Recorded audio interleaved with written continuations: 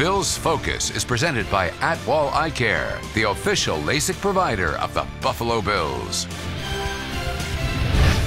It's the deepest roster the Bills have had in some time, proven players in major roles with young vets ready to step forward in others. So where does that leave Buffalo's draft class for the 2015 season? Buffalo's coaches believe there are still roles for their best rookies to fill. I feel really good about our draft class. I think a lot of these guys are going to stick, if not all of them. But it's, they're all going to have the opportunity to stick. Whether that means a guy is starting or in a backup role or whatever, we'll see. I'm sure there'll be, by the end of the day, there are going to be a couple guys starting and be major contributors for us.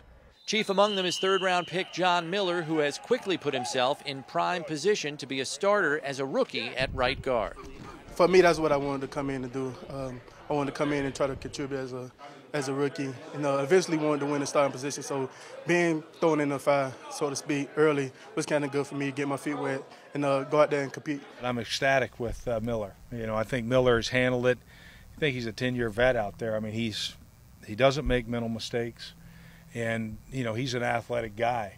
We said, I mean, look, when we took him, we thought he'd be our starter, and we'll see, but I feel pretty confident that he's going to be a major contributor for us. Buffalo's top pick, Ronald Darby, also stands a good chance of getting on the field.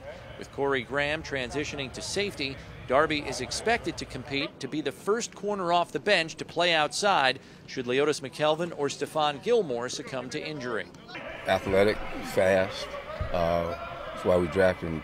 Looks like a pretty good man-to-man cover guy from what we saw in rookie minicamp. But he hadn't gone up against the quote-unquote big-time NFL receiver. But usually if you can cover, you can cover. It doesn't matter who it is. But he's been pretty impressive so far. Whether, the depth was weak or strong, like I was going to work the same way.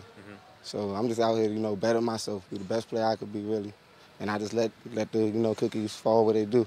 Two other Florida State products also figure to get on the field sooner rather than later.